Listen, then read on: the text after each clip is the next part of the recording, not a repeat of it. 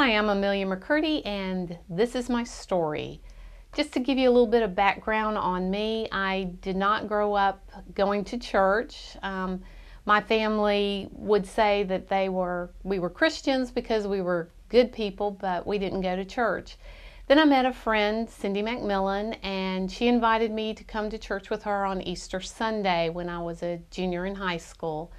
When I asked my parents, they said no. They said Easter's family time. It's not time to go to church. So Cindy asked me to come on Palm Sunday. So on Palm Sunday, I went to church with her.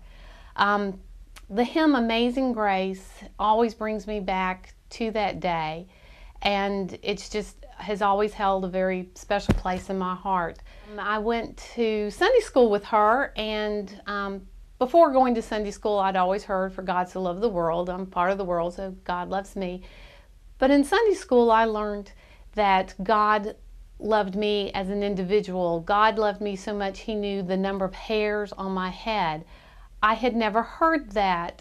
And so when I left Sunday school, my head was swollen. I was just like, wow, God loves me. And I think of Amazing Grace, how sweet the sound. That was so sweet and so encouraging to me. So then Cindy and I go into big church, and Brother Julian, if you've ever heard Brother Julian, he's up there preaching like his hair's on fire, and he's just preaching away, and I'm not paying any attention to him. I was a teenager. All of a sudden, he just stops and he slammed on the podium, and he said, and I felt like he was looking straight at me, he goes, "So who's going to hell?" And it occurred to me, what a dumb question, preacher. Who's going to hell? People like Hitler, all the bad guys, the Buddhists, all those kinds of people are going to hell. And so he said, well, let's look and see what the Bible has to say. So he turned to Revelations 21:8, and it said, "But as for the cowardly, the faithless, the detestable," well, there's Hitler. "As for murderers," yep, I had that right.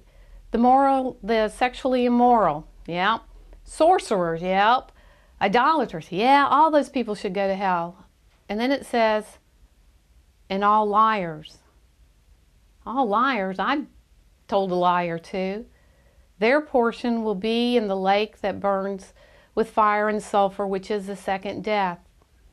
All of a sudden, I realized I wasn't a good person.